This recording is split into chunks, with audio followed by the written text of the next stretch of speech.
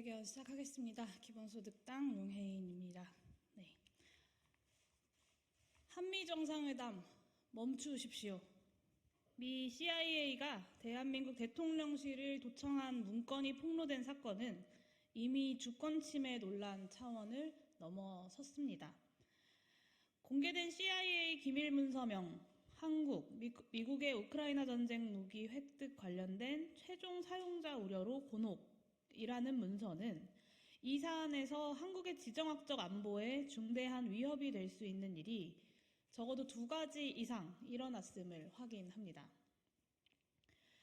첫째, 대한민국은 우크라이나 전쟁에서 미국의 요청으로 보유 중인 155mm 포탄을 최종 사용자가 우크라이나 군임을 알면서도 외부 유출했습니다. 살상무기는 우리나라가 이미 우크라이나에 제공한 비살상용 지원 물품과는 차원이 다른 군사외교적 의미를 갖습니다. 바로 그것 때문에 윤석열 정부도 우크라이나에 살상무기를 제공하지 않는다는 대외적 입장을 취해왔던 것입니다. 하지만 윤석열 정부가 미국의 압력에 의해 기존의 입장을 바꾼 것이 폭로되었습니다. 현재까지 드러난 정황은 수십만 발의 우리나라 155mm 포탄이 우크라이나군의 수중에 이미 들어가 있거나 곧 들어갈 것이 거의 기정사실화되었다는 것입니다.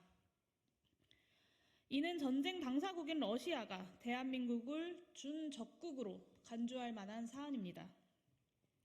러시아가 3월 28일 동해에서 초음속 대한미사일 발사 훈련을 수행한 것이 이 사안에 대한 군사적 경고로 보는 해석이 설득력을 얻는 이유입니다.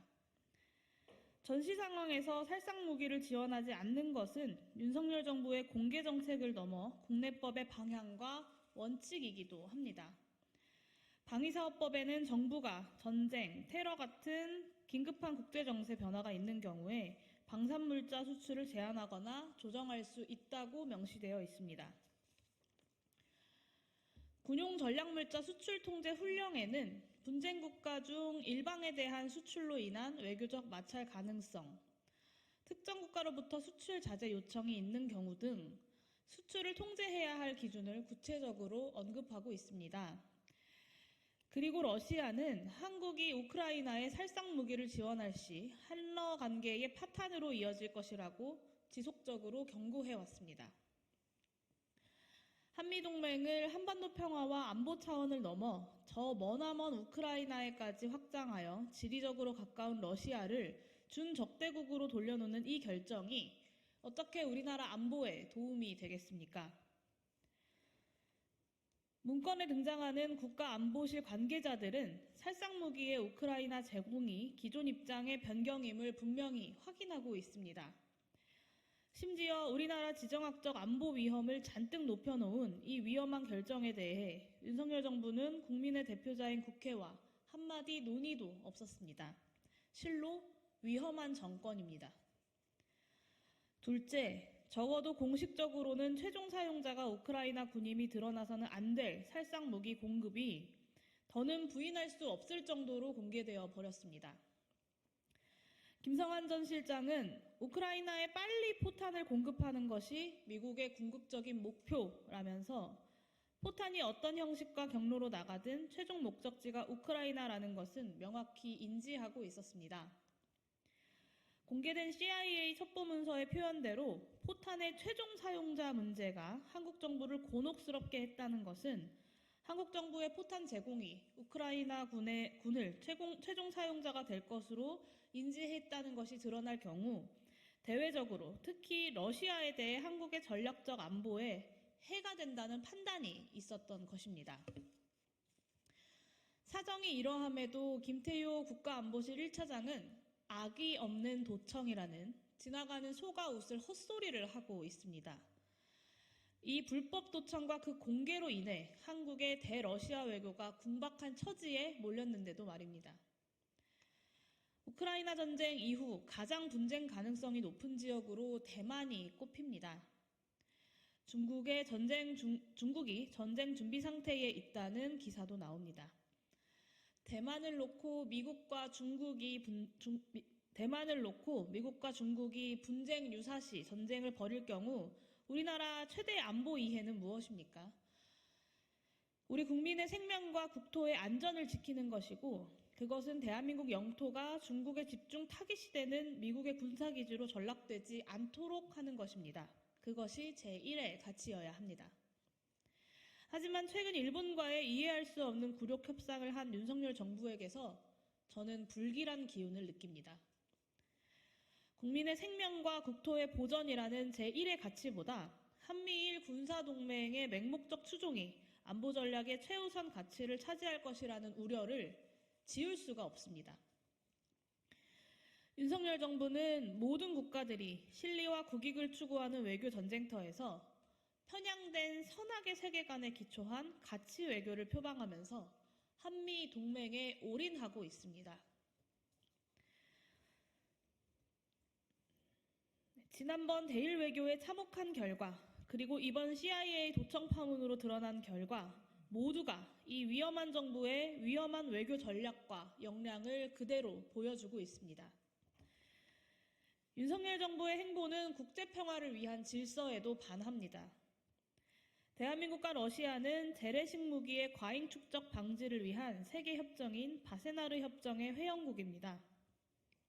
바세나르 협정에 따르면 회원국은 타 회원국에 심각한 우려를 미치는 전략물자 이전을 신중하게 고려해야 하며 수출 허가 시에는 반드시 허가 사실을 회원국에 통보하도록 되어 있습니다. 또한 유엔 무기 거래 조약에 따르면 당사국은 전쟁 범죄의 수행에 사용될 것임을 허가 시 인지하고 있다면 그 어떤 무기 이전도 허가해서는 안 됩니다. 윤석열 대통령은 국제 분쟁의 해결에서 무력 대신 정치 외교적 해결을 우선시하면서 불가피하게 분쟁에 참여하더라도 평화적, 인도적 개입만을 해왔던 지난 수십 년에 걸친 대한민국의 노력과 신뢰를 깨트린 것입니다. 한미일 동맹에 올인하는 것은 국제사회의 수많은 국가들을 적으로 돌릴 수 있는 위험이 도사리고 있습니다. 저는 윤석열 정부에게 과연 대한민국 안보를 맡겨도 되는지 진지하게 추궁해야 할 상황임을 강조하면서 다음과 같이 요구합니다. 첫째, 이 사태에 대한 한국의 올바른 입장이 분명히 정리될 때까지 한미 정상회담을 위한 미국 방문을 미루십시오. 이번 정상회담에서 미국의 칩스법, 인플레이션 감축법 등 우리나라 경제에 첨예한 이해가 걸린 통상 현안이 미국의 한국에 대한 추가적인 정치 군사적 요구와 함께 다루어질 가능성이 높습니다. 하지만 지금 윤석열 정부의 전략과 역량으로 우리 경제 및 안보의 이해관계가 최대한 반영되기는커녕 미국의 이해와 균형을 이루는 성과도 내는 것이 매우 어려운 상황입니다. 지금 윤석열 정부의 태도를 보면 하다못해 도청에 대한 사과와 재발 방지 요구조차도 불가능해 보입니다. 둘째, 외교 안보 라인을 문자 그대로 전면적으로 교체하십시오. 비참한 대일 외교 협상에 이은 도청 파문은 현재의 외교 안보 라인이 우리나라의 전략적 안보 이해를 감당할 수 없다는 것을 그대로 드러냈습니다.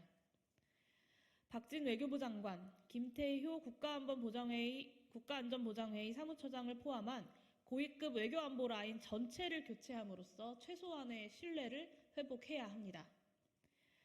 마지막으로 초유의 대통령실 도청 사태에 대해 모르쇠로 일관하지 말고 책임 있는 자세로 진상을 파악하고 대통령실 등 국가 주요 시설의 안보 태세를 강화하십시오.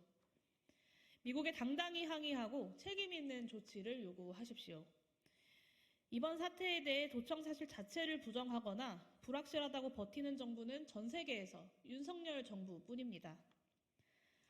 손바닥으로 하늘을 가리려는 시도는 이미 실패했지만 지금이라도 적어도 글로벌 호구 신세는 면해야 하는 것 아니겠습니까? 국가에 대한 국민들의 불신과 한탄이 정녕 들리지 않으십니까? 안보마저 정쟁으로 만들어 정부의 실책을 물타기 하려는 시도를 멈추십시오. 윤석열 대통령은 국가 안보와 외교 또한 대통령 개인의 권한이 아니라 국민으로부터 권한을 위임받은 것일 뿐이라는 사실을 명심하십시오. 지금이야말로 잠깐 멈추고 돌아볼 때입니다.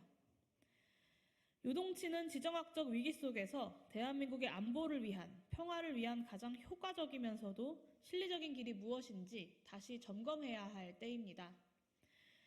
외교 참사를 방지하지 못한 이미 실패한 대통령 사람들 말고 외교 안보 역량이 풍부한 전문가들의 다양한 의견을 청해 들어야 할 때입니다.